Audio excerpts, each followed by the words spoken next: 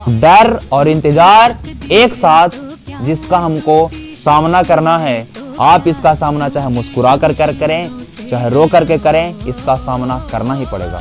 और first day जिस भी एग्जाम का एग्जाम है 30 जनवरी तक ही हम लोग जो डे बाई डे करके जैसे पढ़ रहे हैं, रूटीन वाइज पढ़ रहे हैं, पढ़ेंगे।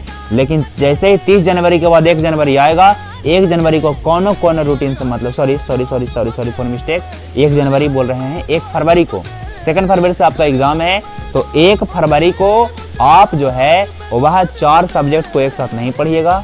1 फरवरी को केवल और केवल सुबह के 6 बजे से लेकर के रात के 6 बजे तक या 10 बजे तक, जब तक भी आपका इच्छा रहे, मतलब थोड़ा सा रिलैक्स होकर के आपको केवल बायोलॉजी का परीक्षा है। अगर 2 फरवरी को तो केवल बायोलॉजी ही पढ़ना है, ओके।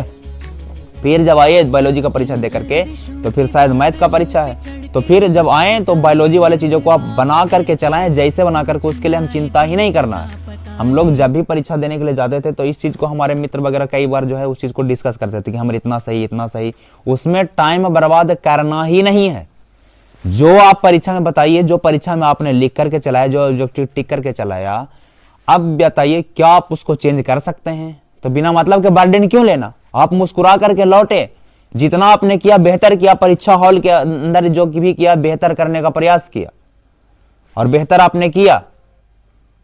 और उसके बाद अब उस पर सोचने की कोई आवश्यकता नहीं है। सेकंड जिस चीज सब्जेक्ट का परीक्षा उस पर एकदम फुल एकदम आए, बुरा लंच वगैरह जो भी नाश्ता वगैरह करना है करें, थोड़ा बहुत घूमना है तो घूमें, और उसके बाद अगर नेक्स्ट डे मैथ का परीक्षा तो दिन भर आज मैथ पढ़ेंगे। बस ये सोच आपका होना चाहिए हो कि रात में एकदम थोड़ा सा जब भी टाइम मिले एकदम पढ़ लेना, मैथ वगैरह पढ़ना, मैथ को रिवीजन कर लेना है, जो भी चीजें हैं रिवीजन करते रहना है, ठीक है। फिर नेक्स्ट डे जिस सब्जेक्ट का परीक्षा है तो मैथ वाला परीक्षा जैसे ही खत्म हुआ एकदम भूल जाना है कि मैथ वाला छोड़िए, हटाइए। ये नहीं देखना है कि मैथ में हमारा स्कोर करना था 97, आज एकदम बना करके आए हैं 98, तो 7 नंबर के और छूट कहाँ गया। ज्यादा टेंशन नहीं लेना है, आप बनाने का प्रयास बेहतर करना है, लेकिन नहीं बने तो उसके लिए टेंशन भी नहीं लेना। कोई बात नहीं, आप छोड़ दीजिए, अगला सब्जेक्ट में उसको मेंटेन कर लीजिएगा।